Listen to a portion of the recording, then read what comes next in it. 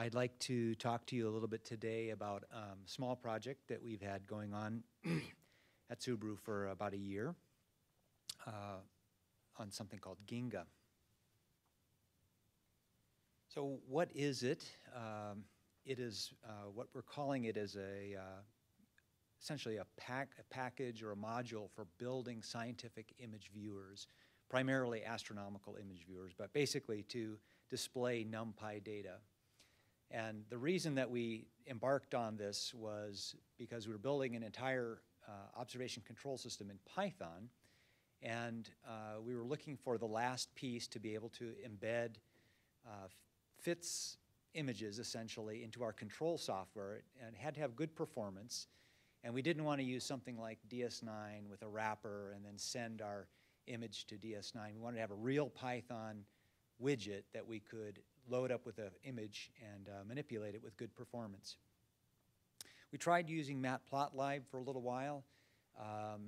We ultimately found it sort of lacking for performance. I'm not sure if it's able to do, if it's come along in that time, but, and then we waited for a while for someone else to build one, because surely someone would want to have a fits viewer in Python or a fits widget. But finally, we threw in the towel and just started writing one.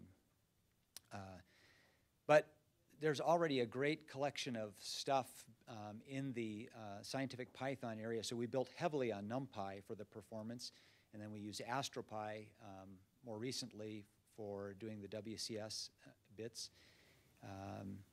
Essentially, what we've built is a widget that is a little bit like Matplotlib in the sense that the base class does a lot of the heavy lifting, in fact, rendering the image all the way out to RGB color planes. And then we have essentially front ends, which are very thin layers that are able to display that in different widget sets. And right now we support both Qt and GTK for widget sets. So not only do we have this widget, we also have a viewer, a sort of a reference viewer that we've developed as well. And being a pure Python thing, unlike the last talk that you heard, this is basically pure Python with no C bits, built all on top of NumPy. It runs across all the platforms that you would expect it to, Linux, Mac, and Windows. So I'm going to give you a demo of a little bit of this stuff and talk a little bit more about it. So why might you be interested? Well, if you listen to my scenario that I described before, and you have data that's already in some kind of a NumPy format, maybe you loaded it from pyfits, AstroPy, maybe you've got an instrument that's sending in data and it's already in NumPy arrays. You want something that's in Python that you can embed in Python that has decent performance, and you don't want to use Tickle. You want to use a modern widget set like GTK or Qt. You might be interested. So, if you want to use Ginga, there's sort of two paths that you can take. And I'm going to describe both of these paths. And I would encourage you strongly to take a look at the paper that I've submitted to the conference, because it describes in much more detail than I can give in the talk how you go about doing this. So the first way I'm essentially going to call building up around the widget. So what you can do is you can take the basic widget, which can be expressed as in a Qt program or a GTK program, and you can build up your stuff around it. So you add your own other widgets for controls. You can embed just the basic window itself in a program. And the widget support itself is pretty powerful. It supports scaling, panning, rotation, color maps, intensity maps, a variety of cut levels algorithms for auto cut levels. And you can plot scalable geometric shapes on it. And there's an example that comes in the source code. And I'm going to give you a quick demo of that.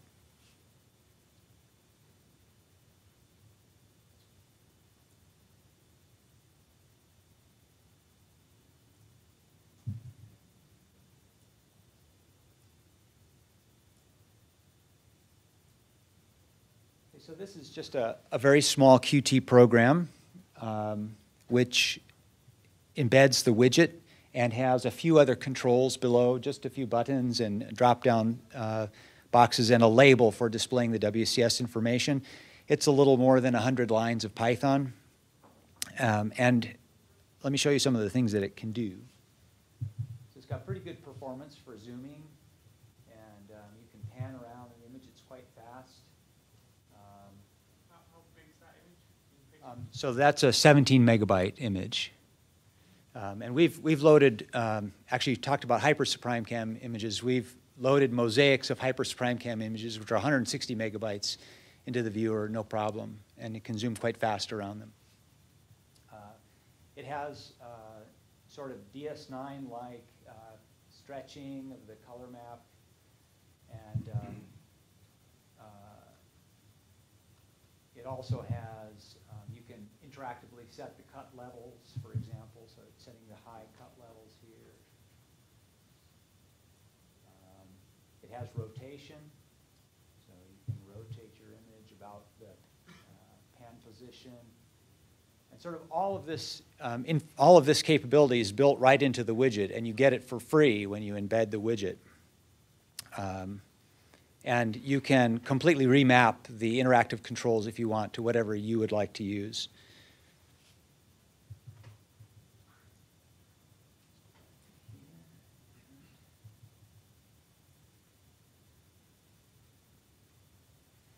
And the second basic way that you can use the toolkit is if you don't want to start out with a really basic widget and build up, you can start with the reference viewer if you sort of like what it does and customize it or build down.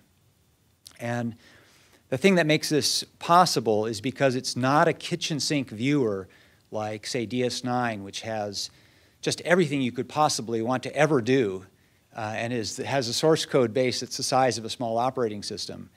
The Ginga design is basically to make a shell, and the shell just instantiates this widget in various panes, and then provides other panes that can be instantiated by plugins. So everything in the viewer is implemented by a plugin or the widget.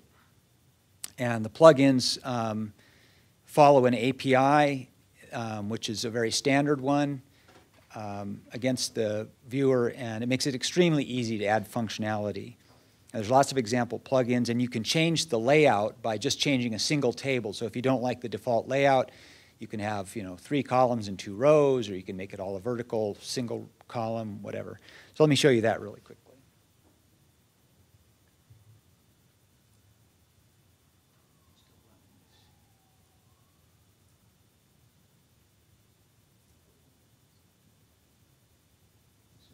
Ginga. It's a bit squished in this, let me load a slightly different file here.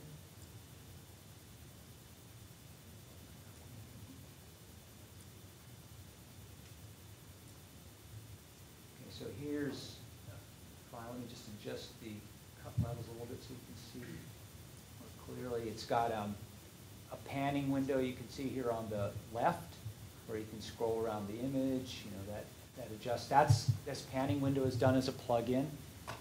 It's got a little zoom window that shows what's on the big cursor. That's done as a plugin. It's got a header tab that shows you the fits header. That's done as a plugin. It has a thumbnails window, which shows you your thumbnails. That's done as a plugin. It has lots of little pop-up plugins that can do the cuts along a line, or do a stellar analysis, or can overplot stars from a catalog. Everything's done as a plugin in this viewer. And just one more thing. Even the preferences, which allow you to sort of change color maps and set a lot of the different preferences, is done as a plugin.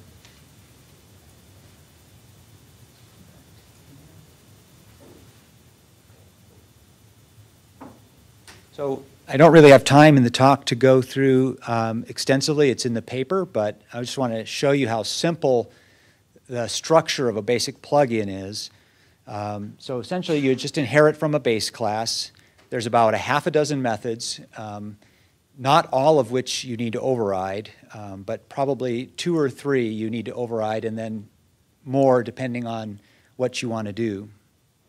And then you're essentially in the constructor, you're getting a call for the Ginga shell, and you're getting a call, an argument for the fits widget that contains the image. And you just make calls on those to do the things that you want to do, set cut levels, set the pan position, zoom the image, draw on it, whatever. So if you have an idea for something that you want to do as a plugin, there's a whole bunch. I mean, since everything is done as a plugin in the viewer, there's lots of example plugins that are included with the viewer, and probably one of them can be used as a starting point. So you just take a look at them, see which one is kind of close to what you want to do, and then maybe start from that as a basis. So how can you get it? Well, it's on GitHub, of course. The AstroPy people have been very helpful in helping me kind of polish it a little bit and get it set up as a proper module. So it's a distutils module. You just Python setup py install. If you have pip installed, you can do pip install Ginga. You can get the zip file. And it's also an AstroPy affiliated package, so you can go to their site and grab it from there. Needs numpy. Highly recommended to have AstroPy if you want to do anything WCS related with it. It'll use it if it has it installed. And then you'll need a PyQt or PyGTK.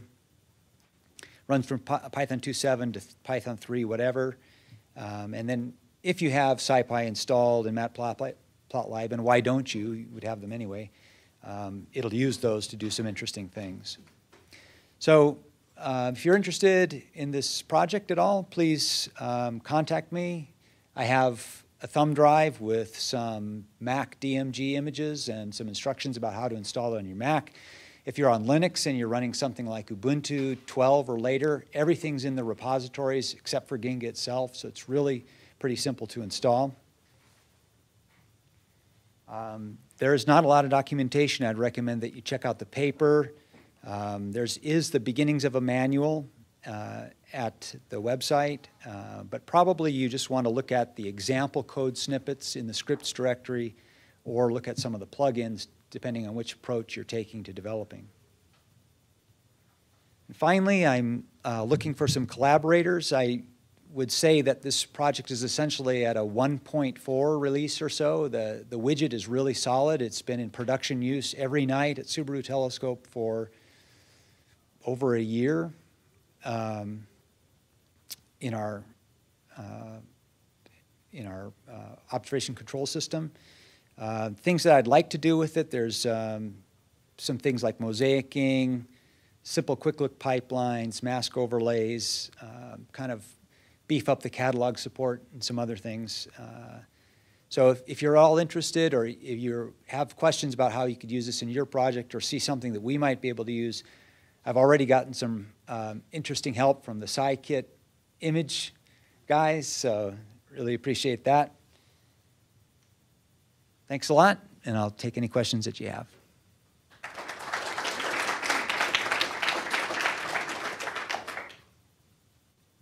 about projections? I saw Cartesian being very optical oriented. What about all sky? So see, it's basically all the projections that AstroPy supports. So I think that includes galactic. Yeah. Yeah. Yeah. Well, whatever AstroPy supports, we support as well.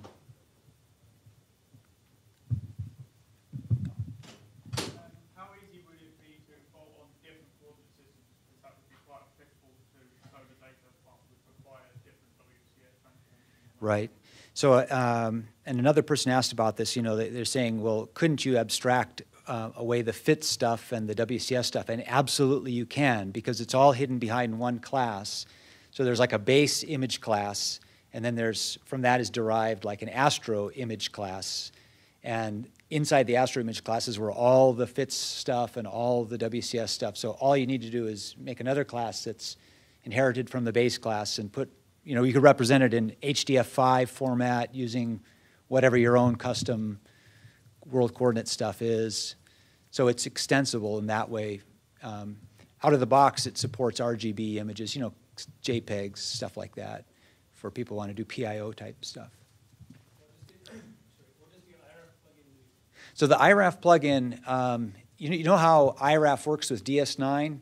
So you can have DS9, and it's kind of this really old kludgy sun interface from way, way back, where you can, where essentially what you want to do is use IRAF for your data analysis, but you're kind of clicking around inside DS9 to actually display the image and to work with it interactively. So I made that plugin just for our hardcore IRAF users who want to be able to still work in IRAF. And so it follows all the same conventions. So if you're using IRAF, you can display the image from IRAF to Ginga and, you know, click in it and do image cur and all the commands that you do. Yeah, it's good to provide bridges. I have another user who really just had such muscle memory with DS9. He wanted DS9 mouse bindings, so I sent him a file that he just drops in his .ginga directory to give him DS9 bindings, and now he's happy. Yeah. I have a question. We all love the modern widgets and toolkits and Qt in particular. But is there any possibility of using an old funky one, say TK, for compatibility? Yes. So just two comments about that. First of all, because the base class does all the heavy lifting, it would be very easy to make just the widget that displays in a TK widget. It would be a canvas, I guess, probably is what it would be. That said, so that would be pretty easy. But then in terms of the plugins, I made the decision on the plugins not to try to abstract the widget set, because people want to build plugins with very customized things. So there are a lot of plugins now, and if you had to reproduce all of those, and let's say you wanted to do Ginga with the same set of plugins, you'd be facing a pretty good amount of work to write all those plugins. But if you just wanted the widget to embed in your own programs, that would be pretty easy to do. And that does give you a lot of stuff.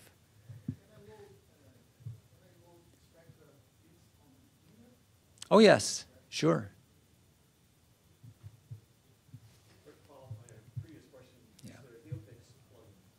Not yet, not yet. And I know I'm a software engineer who's learned enough astronomy to get along in an observatory, but I think it probably would be possible to do something like that. All right, if there are no more questions, let's thank you. Thanks a lot.